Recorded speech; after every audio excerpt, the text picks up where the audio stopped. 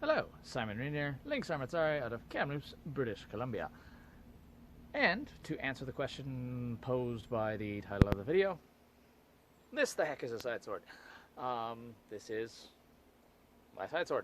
And almost universally when talking about sideswords, whomever is doing it, in whatever form they're doing it, be it on video, online paper, even I think Wikipedia, they will virtually inevitably describe the sidesword as being a cross between an arming sword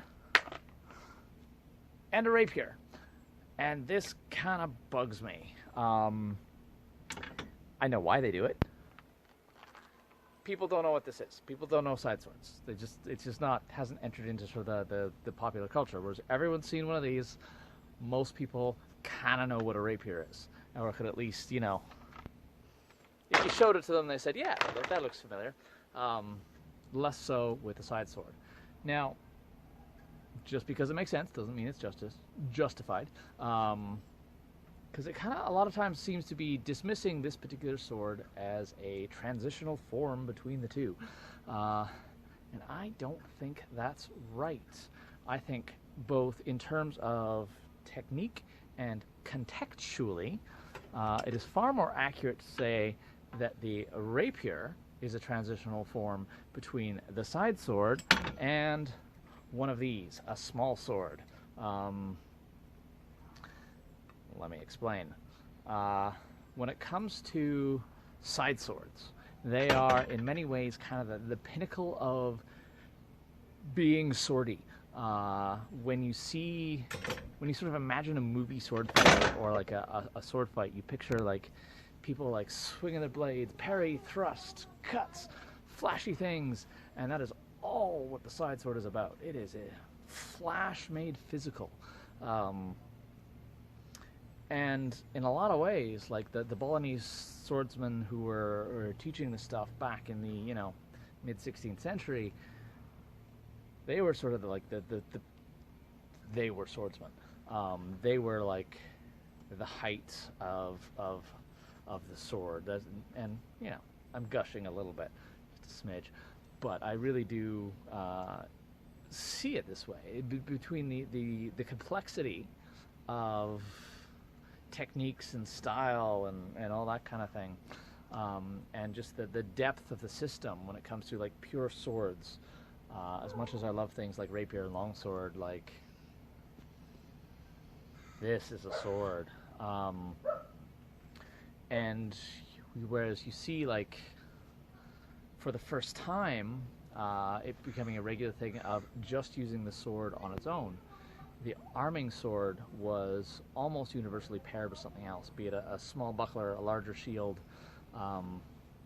something.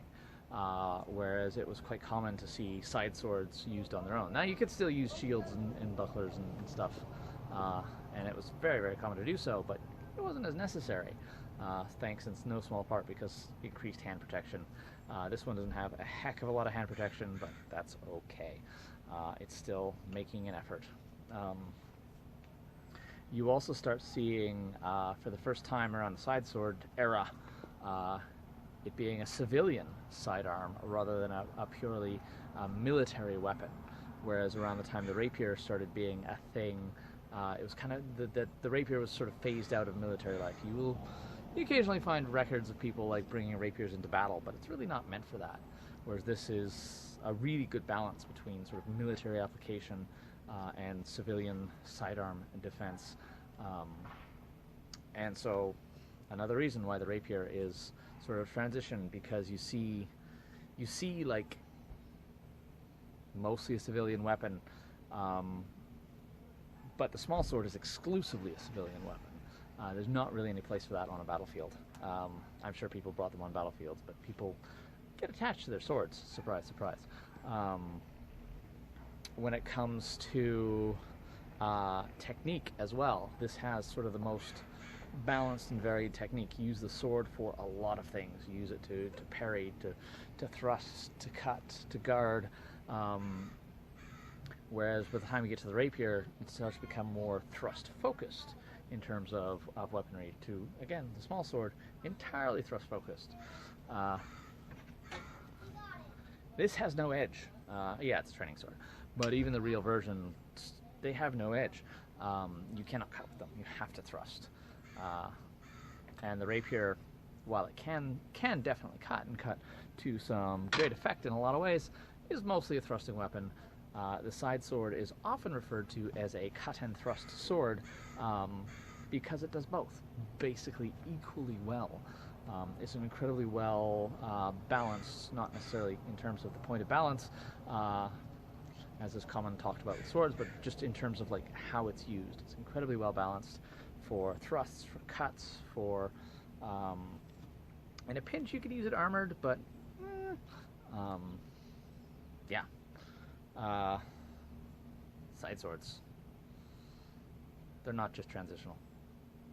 They're cool things all on their own. Cheers.